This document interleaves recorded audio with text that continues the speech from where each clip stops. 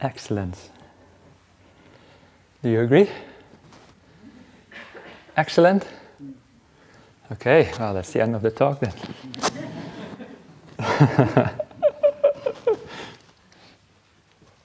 I said before that some of the retreatants here is their first retreat, but some retreatants have had 50 retreats or more. And I said, that's probably an exaggeration. And then that person that I mentioned came up to me during an interview and said, no, probably not actually, probably even more than 50. And then he said, once Ajahn Brahm said to me,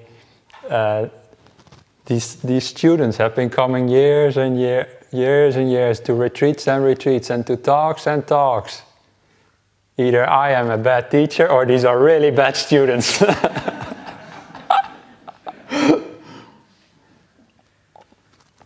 No, yeah.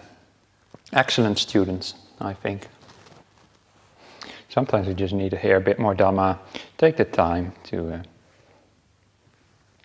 clean up our minds. Just as I'm cleaning up this stage here, because there's this basket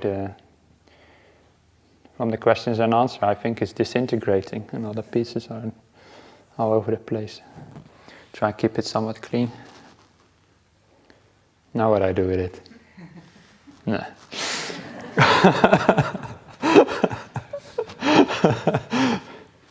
Okay.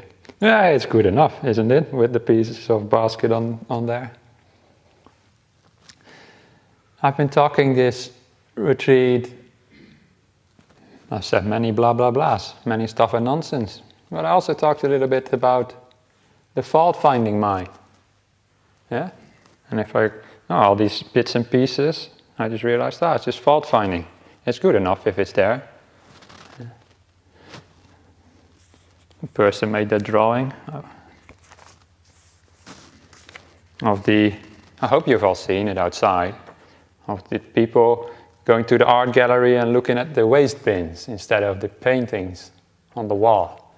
It's like the fault-finding mind, always looking at the things we can improve, the things we should make better, the things we don't like.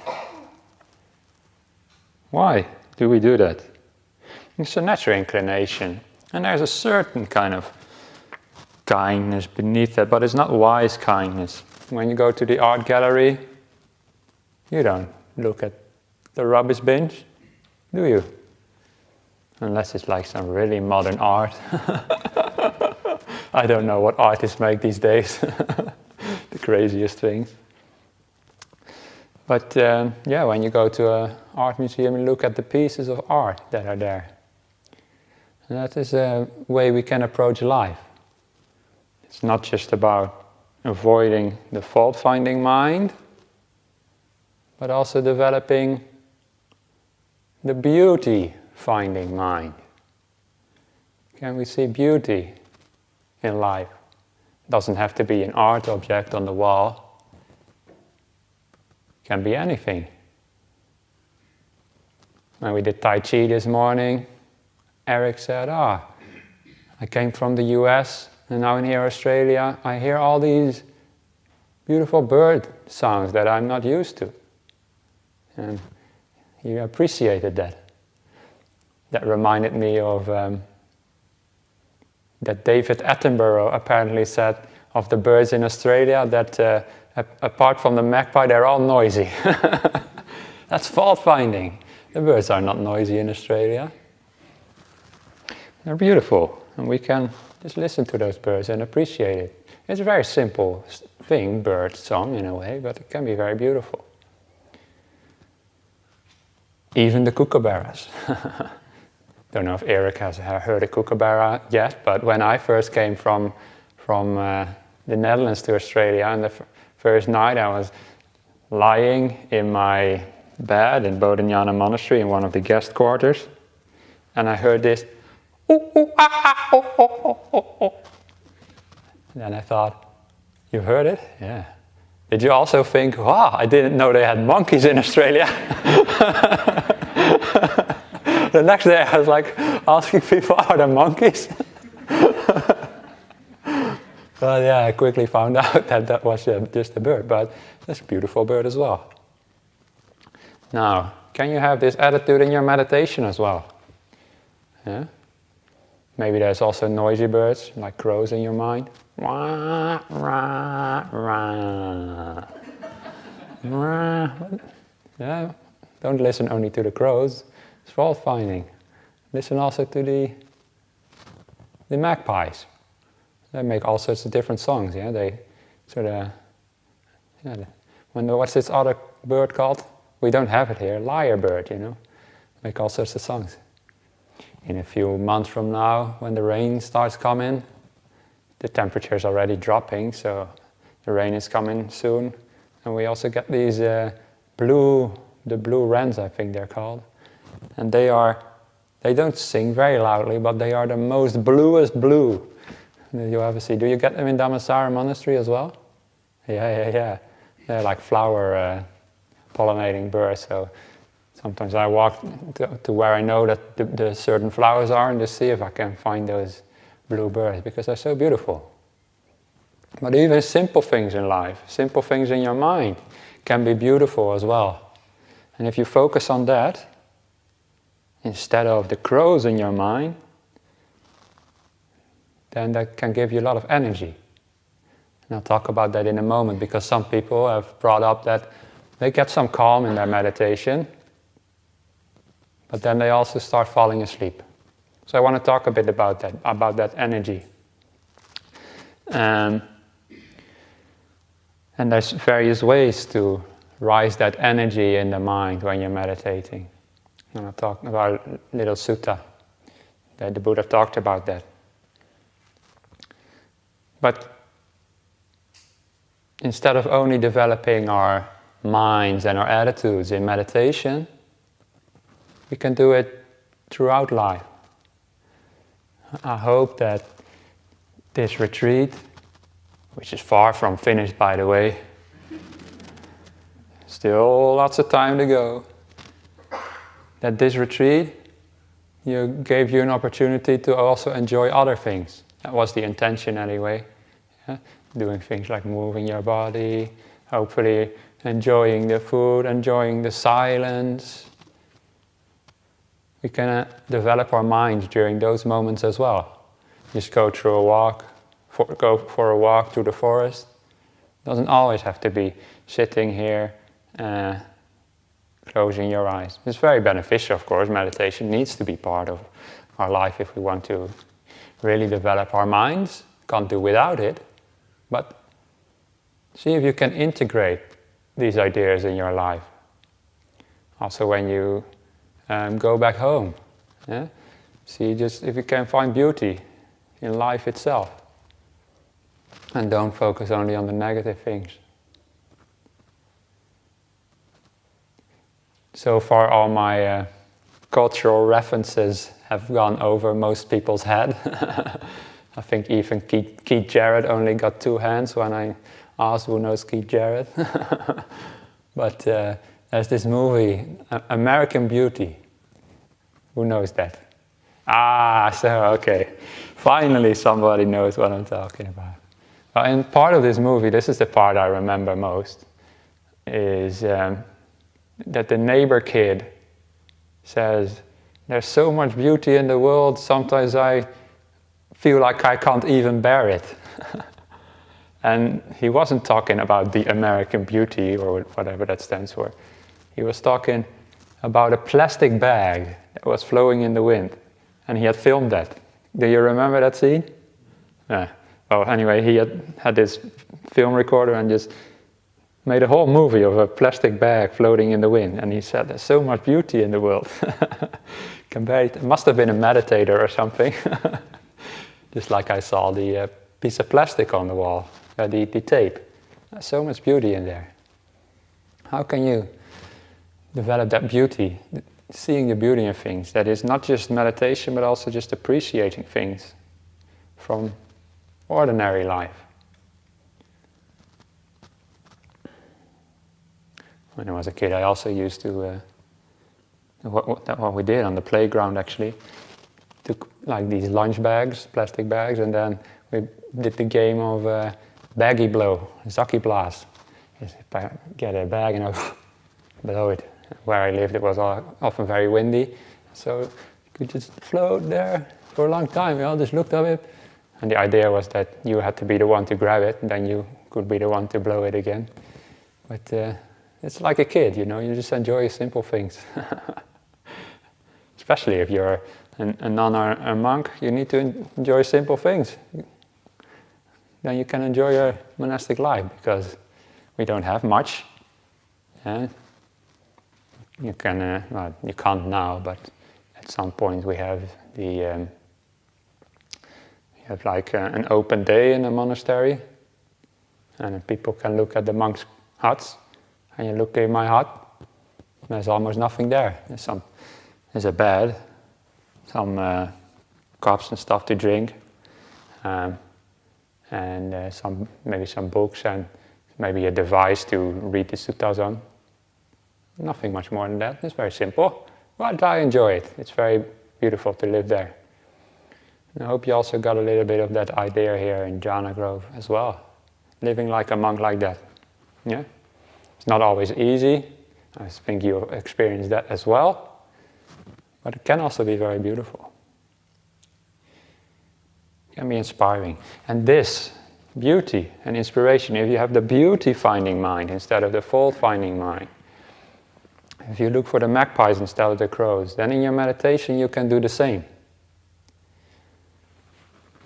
Yeah, you sit or you walk, or you lie down, or you stand, doesn't matter, but how you're sitting as an example. You sit down, close your eyes, first thing you notice, so many thoughts, so much tiredness, so much ill will, I feel so bad, so much pain in my body. Or do you look at it? I'm here to meditate, and there's some silence between the thoughts, and it's just so cool that I can meditate, that I found this path, that I'm here, and that I'm going to a higher aim, that I'm developing myself. That's looking at the magpies in your mind. And you can imagine how this different attitude changes the level of energy in your mind. Yeah? If you just sit there, okay, breathing in, breathing out, breathing in, breathing out.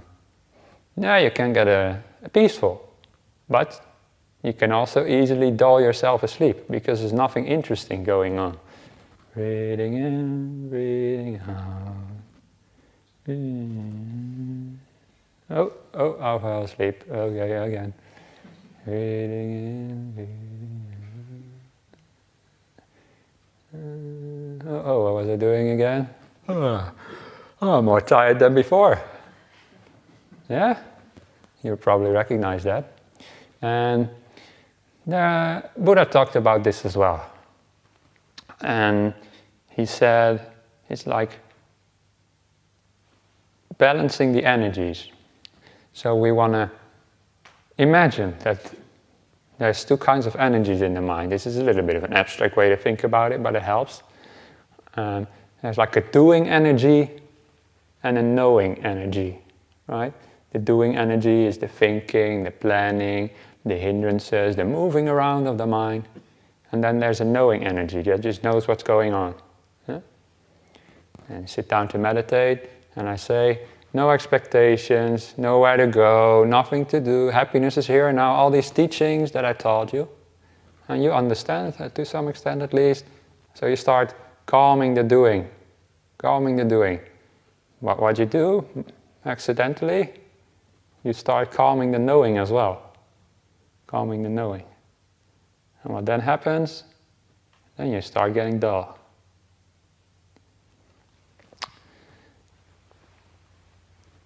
If you have this is a simile from the Buddha. Imagine you have a small fire. It's just kindled and burning very, very lowly. It's burning just a little bit. If you pour water onto it and throw sand onto it, do you make the fire grow bigger? No. However, if you put dry wood onto it, will you make the fire grow bigger? Yes. And then the Buddha says this is a simile for a dull mind. Yeah, it's just not very bright. If you try and calm it down even further, then it's like putting even the small fire out. But if you energize it, then you can make the fire more bright. And the Buddha said, when the mind is dull, it's not the right time to develop tranquility or calm or equanimity. Yeah? And also the stillness. Those are some of the awakening factors. But I don't want to go into too much of the detail what those are. It's more about the general principle that I want to get across. Yeah? If your mind is dull and then you calm down, sabai, sabai, yeah? The Buddha is saying, then you might put that fire out. Yeah. As I said before, we can be playful in meditation, so don't set strict rules. Oh, when this, then that, and when that, then this. Just play around and see what works. Yeah? Take these instructions just as a way to experiment. Be like a scientist in your meditation. But you can understand, yeah. If you calm your dull mind, it becomes even more dull. Instead, we throw wood onto it, yeah, and blow it to make the fire grow bigger. And the Buddha says, when the mind is dull, then it's the right time to develop energy and joy and also investigation. You see, these are more active parts of the mind. Or, no, not active is not the right word, more like, energetic parts of the mind. So, how do we do that? How do we develop this energy inside the mind? Well, the Buddha says you develop energy, joy, can also use some investigation as well. Yeah? By also being careful not to make the mind restless while doing so. But developing energy. One way to do it is, as I said before, look at the beautiful parts of the mind, of your meditation, of life. Yeah? You'll probably never see somebody who is like, oh, yeah, beautiful bird songs. Oh. Yeah. Even if they say it, they don't mean it. When you hear beautiful bird songs, you're like, wow, yeah, beautiful bird songs. Your mind is bright then. Yeah? But if you're interested and you find beauty in your meditation, then your mind becomes more alive. So instead of just breathing in, breathing out, or whatever meditation you're doing, it can be breathing in, so nice. Breathing out, so beautiful. You don't have to verbalize it, but you just see the beauty in the breath. I talked about the beautiful breath. For more experienced meditators, it can automatically become beautiful. You just sit down and the breath, you just already have that developed mind of the beauty-finding mind. But you can encourage that if that isn't you yet. You can make the breath beautiful. You can also develop loving kindness to the breath. Yeah? Loving kindness is also very beautiful. You can also create a certain amount of joy if you really get into it. Yeah? Loving kindness never is like, loving kindness, I'm not so happy with this loving kindness. This is loving kindness. No, loving kindness, you're happy as well. Loving kindness. So this is also developing joy as well. Or you can just invigorate yourself a bit. This path, the Buddha practiced this as well. This is really something I want to develop as well. And then you get this energy, this motivation inside of you. The ardor, as they sometimes call it, which is a bit of an old-fashioned word, but you might find that in some translations. I translate that as motivation. It's a bit more modern. And have some motivation in your meditation, especially when you're getting dull. And then you just uplift yourself. It's like balancing the energies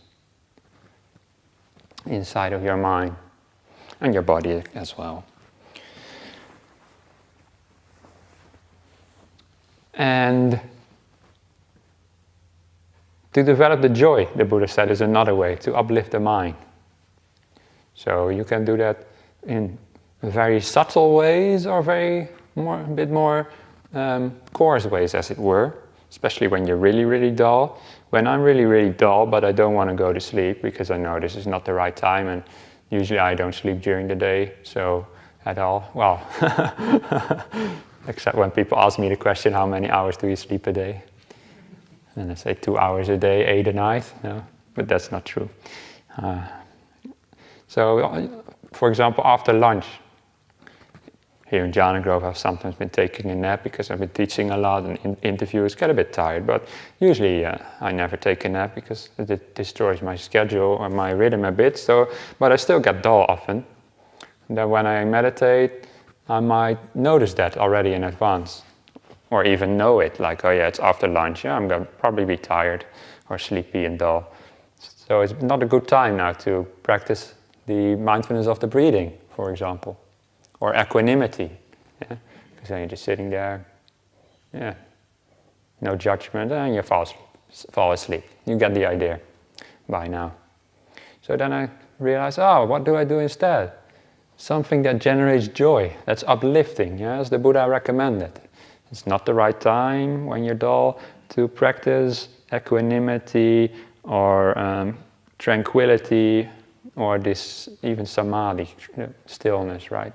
Or as I like to translate, unification, right? Things coming to one place, like to the breath, that's like unifying your mind. It's peaceful, but not necessarily creating so much energy. So what I do instead is, for example, I contemplate generosity. The generous things that other people have done, or that I have done, and it just brings me so much happiness. Yeah, it doesn't really matter whether you did it yourself or you contemplate the generosity of other people, as long as you feel good about yourself at the same time. And just whatever comes up naturally in your mind. Just think about something good that somebody has done. Especially if you have a bit low esteem, then especially focus on yourself. But if you are a very person who is very engaged with others and who feels a big connection, then it can be very inspiring also to contemplate the generosity of others. And as a monk, I can do that every day because I live dependent upon other people to give me food. Yeah. And some people say, that's just being, what is the word again? I don't know, but you're just depending on others, and that is they consider that like a low form of living. But it's very, very beautiful, because it's like a child being dependent on their parents. And that is just the way things are in the world, and it's the same with monks and nuns. That's the way it is, and people love to give, and that is the beauty. Yeah? Or those who came to the tea ceremony that we did. Yeah? We gave the tea to others, to those who weren't there. The idea was that we had all these cups of tea, and they were presented to each individual person without wanting anything in return. Yeah? And we offer it to the beautiful parts of that person, because they deserve that. Anyway, now this is turning into a talk about generosity. But it can really uplift your mind, especially those small acts of generosity we do. Yeah, it doesn't have to be the big things.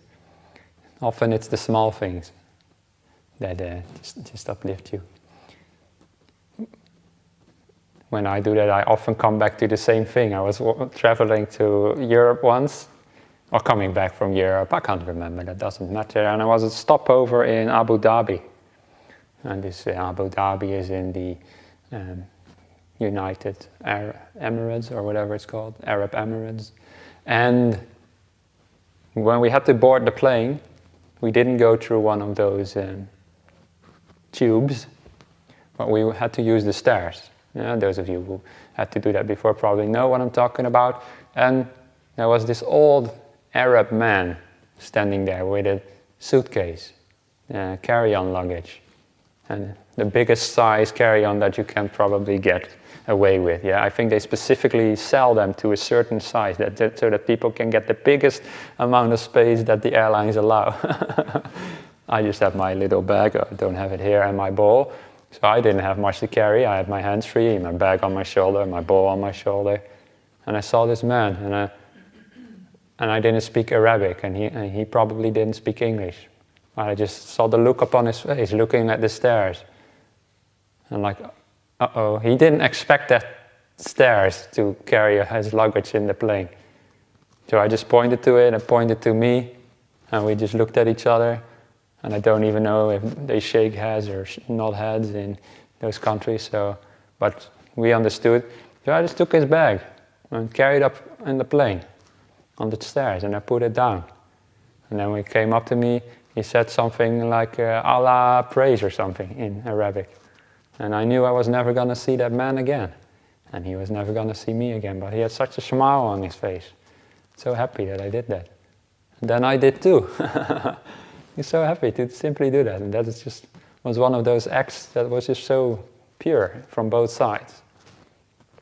And when I tell you this now, do you become dull or alive? Maybe some people were sleeping already before I started that. But hopefully you can understand, at least intellectually, how if you really get into that, you brighten your mind. Yeah, so this is creating joy. And when I do that in meditation, I don't spend like a whole hour contemplating joy, because that just becomes a bit of a burden. You just do it for a while, and then when you got that joy going, you let it take over. You just stay with that joy. And see if you can play around with it, with very subtle movements of the mind, subtle ways of paying attention and looking at it. Yeah? If you can change that joy and get it stable and stay with you. It's the same with the breath. Yeah? When I said when you change the way you look at things, the things you look at change. If you look at your breath as something boring, or maybe as something ordinary, something you've seen 100 times before, then it is dull and ordinary. But if you look at it as something special, oh, this is the only breath I have in this moment. Maybe the last breath I'll ever have, you don't know, right? So then you can appreciate it more, and then your mind becomes brighter. And this is a way to stay awake in meditation. Because for most of you at this point in the retreat, I hope most of that just bodily tiredness from work and activities, you've hopefully abandoned most of that anyway. And now, if you now become dull, it might be more that kind of I'm talking about right now, where you just sort of don't have energy in the mind. You're just dulling yourself asleep. And that is just one way to approach this, right? I said before, you can also pull your earlobes according to the Buddha. But another useful way is to know, if you know beforehand that this is a standard problem you have in meditation, the falling asleep. And by the way, this goes for all standard problems we might have in meditation. If you find that in meditation, at some point, almost every time you run into the same issue, then there's something you can do which is called setting up the mindfulness. Yeah? Establishing mindfulness beforehand. And Ajahn Brahm also calls it setting up the gatekeeper. And that is, you sit down for meditation, you know you're might be sleepy. I had that this morning as well, just not fully waking up yet before we did the Tai Chi. And then, okay, it's early morning. This is the time that I might fall asleep during meditation. So what did I do? Tell myself, be on the lookout for sleepiness. Not just as words, but really having that intention and knowing what I might encounter later on in the meditation. You know, just telling yourself, a couple times in your own words, be on the lookout for this. It doesn't even have to be words, just the knowledge that this problem might arise later on. Then you set up mindfulness, yeah? You set up a certain kind of not forgetting that this might arise. And the beauty is what then happens, you can catch that sleepiness earlier, or whatever problem. And your mind is already programmed to notice it. You might already also program it to react in a certain way. You might say beforehand, okay, if I feel this sleepiness, I will actually focus on the knowing part of the mind and pay my energy there. I found that with sleepiness, it's often a choice, actually, that your mind makes. And it's like when you walk out of the gate here in Jhana Grove, you have a choice. Do you go left or right? Most of you will go right, because that's the way down the hill.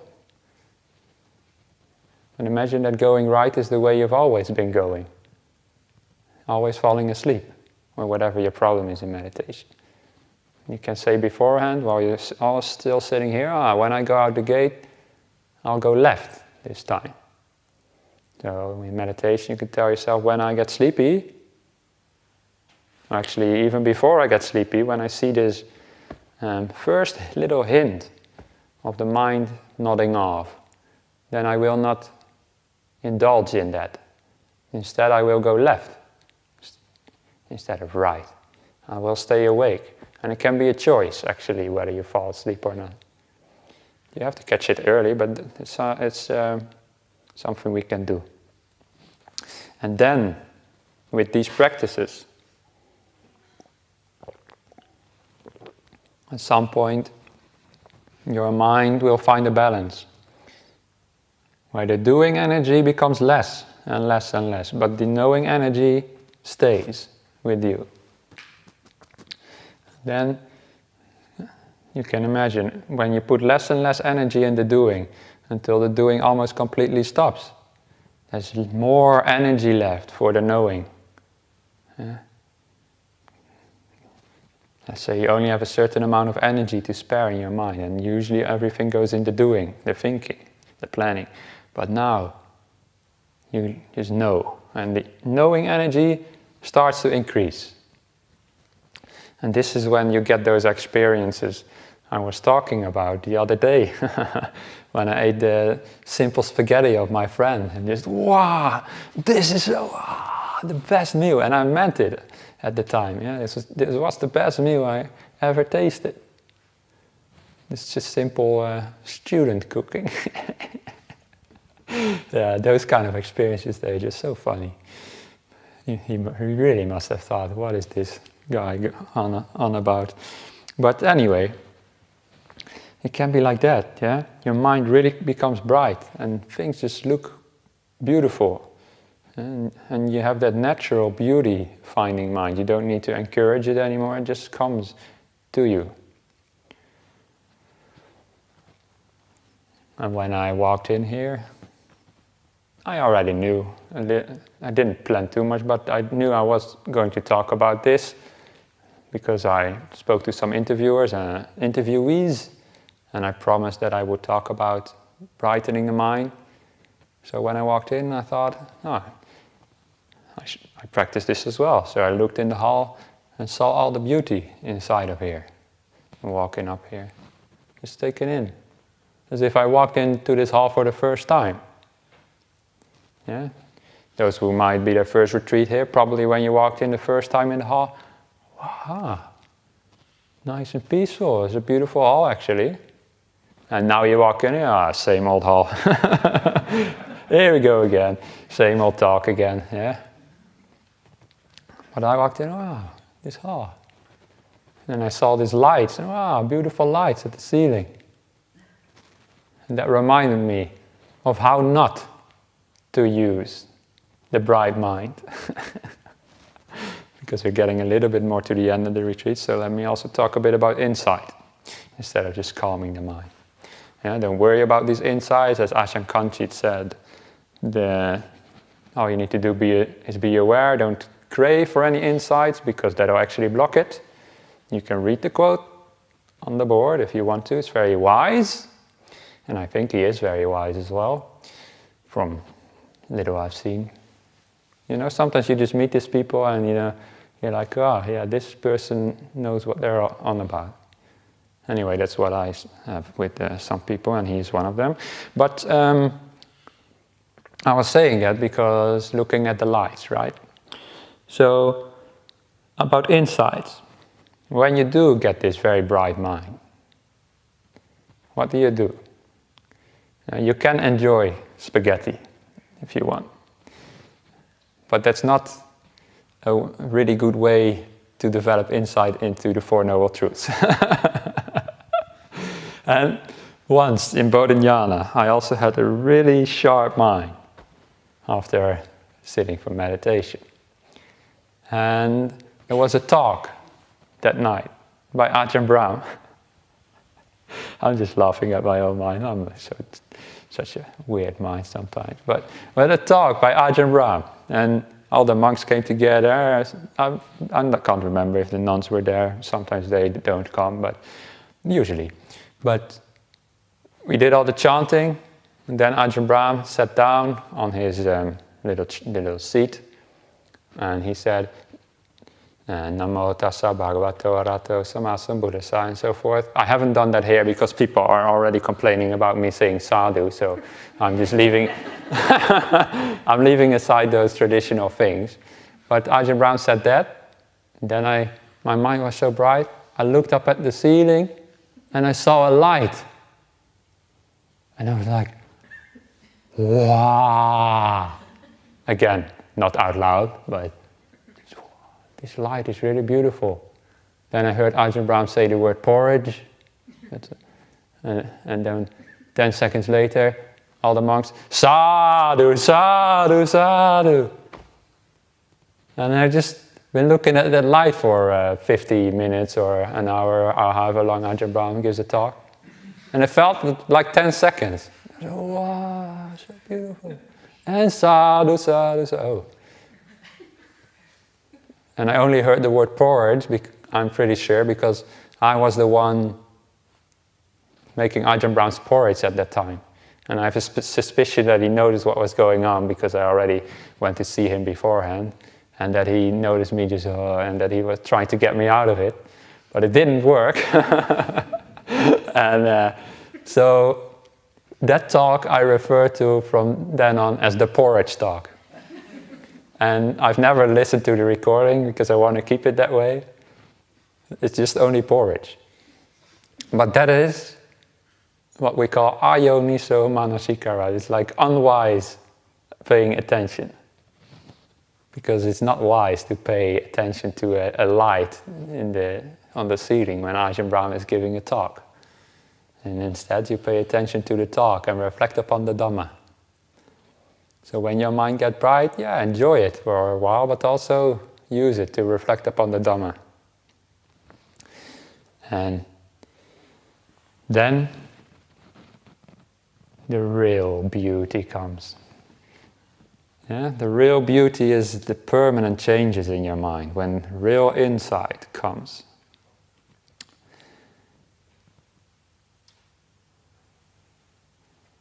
And this doesn't come from blah blah blah in talks, actually. Even though I said I should listen to Ajahn Brahm's talks, the words themselves are meaningless in a way. Nothing I've said during this retreat is profound. It's all very superficial. It's the silence which is profound. Especially the silence when your mind goes within, inside of itself, when it sort of crawls into the nimitta, as it were, and then it enters the inner space of the mind. When you come back afterwards, inside that space, the mind is so still that it can't contemplate at the time, but when you come out, that's what you should contemplate, that experience. And when you do, you look back at that inner space of the mind, and you realize it was all empty. There was nothing there.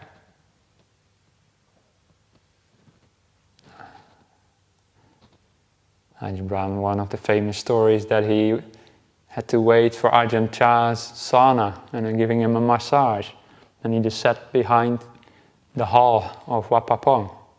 And he fell into a deep meditation. When he came out afterwards, he went to Ajahn Chah. Oh, maybe I can still help. And Ajahn Chah saw him and probably read his mind. And he said, "Why? Brahmavamsa, why?" And Ajahn Brahm said, "I don't know." And then Ajahn Brahm said, no, am I mixing them up? No. Ajahn Chah said, I think this is what he said in Thai, "Mai mi arai." There is nothing. That's why. Do you understand? Ajahn Brahm asked, "Yes, I understand." Ajahn Chah said, "No, you don't." Then he walked away. But that is it. There's nothing there.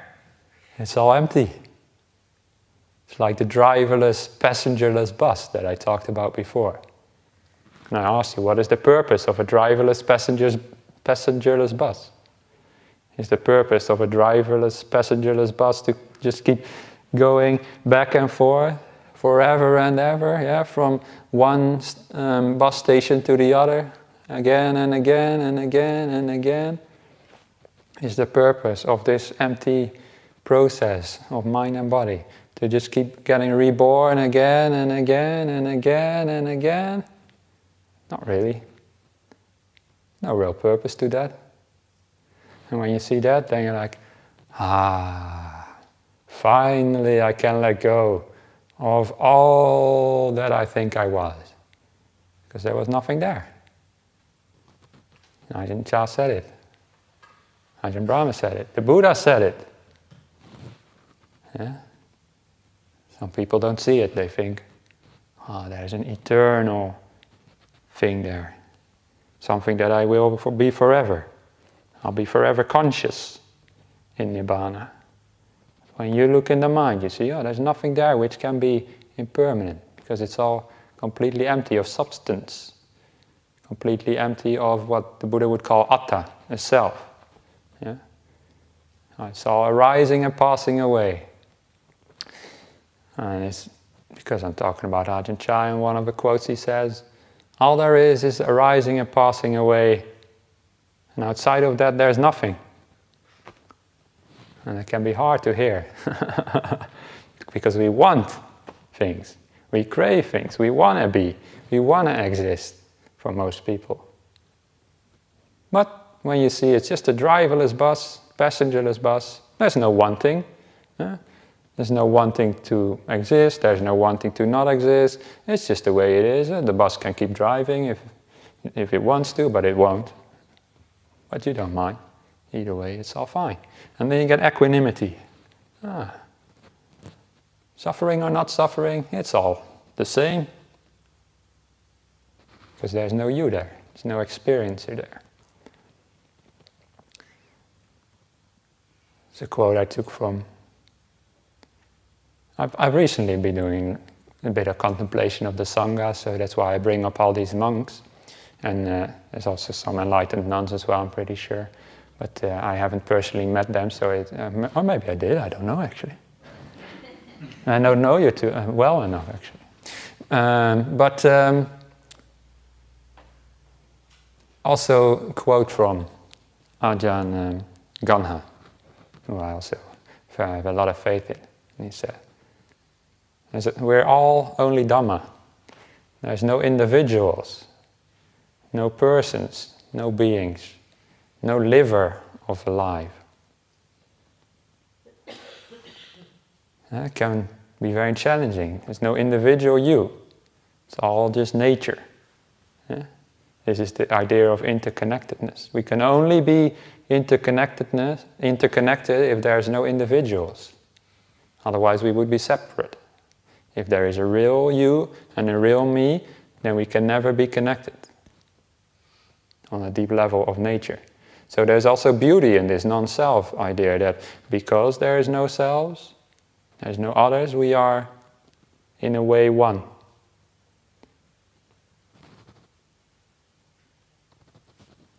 And that is a beauty behind the Dhamma. Really counterintuitive. Maybe not what we want. Maybe it is what we want. I don't know what you want. But it's beautiful. And if you find these ideas not beautiful, then again, you can change your attitude towards it. And the noble ones, they have changed their attitude.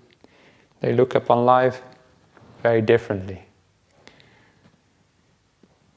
What the noble ones what ordinary people think is happiness, the noble ones say is suffering, and the other way around, the Buddha said. They look differently at life. And I hope you get some taste of that during your meditation, maybe not here, then later in life. And I'm sure you will. If you just keep practicing and start with finding beauty in the moment. Start with finding the magpie in your mind instead of the crow. That's it, where you find the beauty inside, or the beauty in your breath. Just happy to be here, yeah? Happiness is here and now. I've lost all worries, nowhere to go, nothing to do, no longer in a hurry. Nowhere to go, nothing to do. Why? There's nobody to go anywhere anyway. It all comes together, you see. I didn't plan it that way, but it does, because it's Dhamma. And the Dhamma naturally comes together if it's taught from a right place. So find that beauty inside your meditation. Also find that beauty in other moments as well. So later on today, find that beauty in your lunch. Maybe even serve spaghetti today, I don't know. One day they should do that, just there's only one huge trough of spaghetti with tomato sauce, that's all. How would you feel? You come up there, I want a dessert today. I wanted rice today. I wanted this or that. No. Wow. The Buddha said, if you develop the jhanas, even the coarsest rice will taste like a king's buffet. Even living at the foot of a tree will feel like living in a palace. And the coarsest of rag robes. Venerable Nadi has a little bit of a rag robe. That will feel like the finest silk. And even in the Buddha's time, they had this supposedly fermented cow urine as medicine. It was some kind of cure-all or whatever, but it was the last resort. It's very cheap. You can imagine why. But when we do our reflections on our requisites, we imagine we only get the very simplest of the simple, and then even be content with that. So the Buddha said, even the fermented cow urine will taste like the most sweetest of honeys. Yeah? So you can really enjoy life through your meditation, and it starts small with a small fire, but the fire grows bigger and bigger, and soon it'll burn bright, and your life will be completely changed.